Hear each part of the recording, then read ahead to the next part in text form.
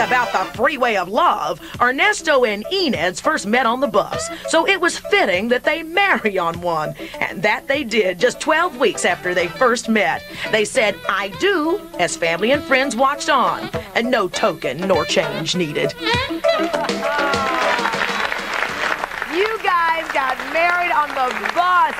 That bus story you just heard is very true. It's a case of destiny. If you love these stories of destiny, you're going to love this one. I'd like you to meet Ernesto and Inez, who were married on Valentine's Day on the actual bus that they met on. Congratulations, you guys.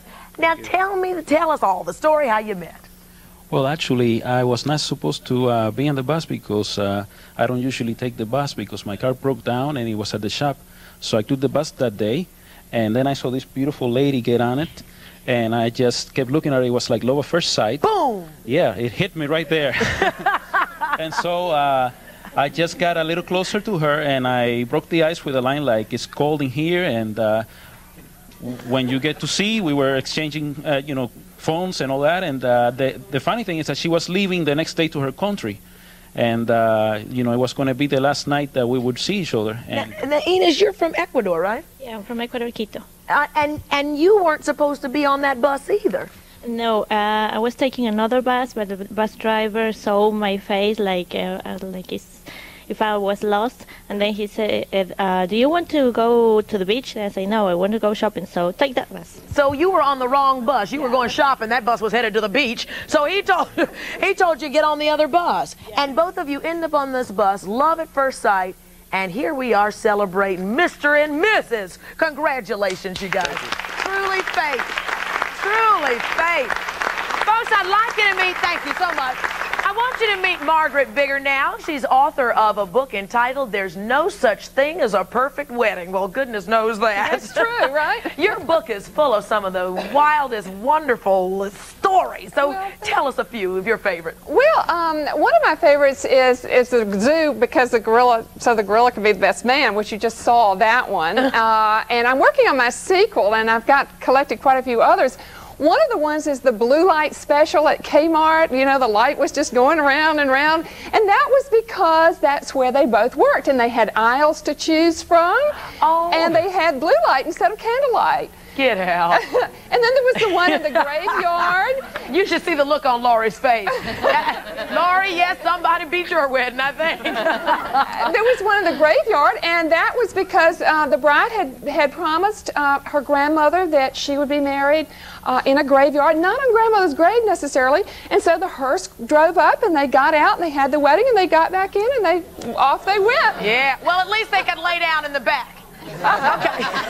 Actually, the woman that told me that was one of their neighbors, and I said, "Did you go?" And she said, "Heavens no, I wouldn't be caught dead there." True story. Then there was another one in a funeral home, and the reason for that was that the church in town, it's a little tiny town, didn't have an organ. And the father of the bride worked at the funeral home, and they had just built this brand new chapel with a lovely organ, and they just prayed nobody would die.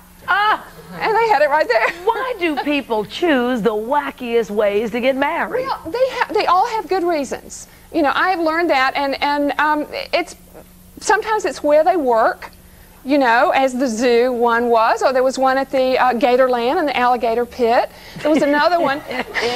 Yeah, the bride and groom posed on top of the gator at the end. That was their wedding picture. Yeah. But then there was one in the lion's cage in the Jeep dealership. And that was because the lion tamer married his assistant, and they just happened to be at the Jeep dealership at the time. It was a traveling show. And so the bride carried a bouquet, the groom carried a whip. And all the female guests were inside.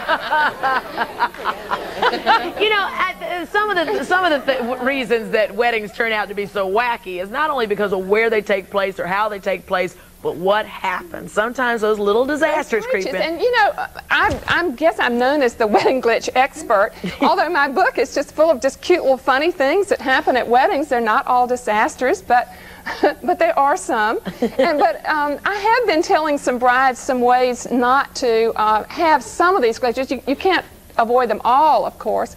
But one of the ways, I think, is to outlaw the bachelor party. Because have you ever thought Who it is? Think about it. All the men here are booing. I did. Well, don't have anybody strip at the wedding. That's all I I'll got. accept it, but when you hear why, Okay, why? because who usually thinks? It's the men, right? Who throws up? It's the men, right? It's because of the bachelor party.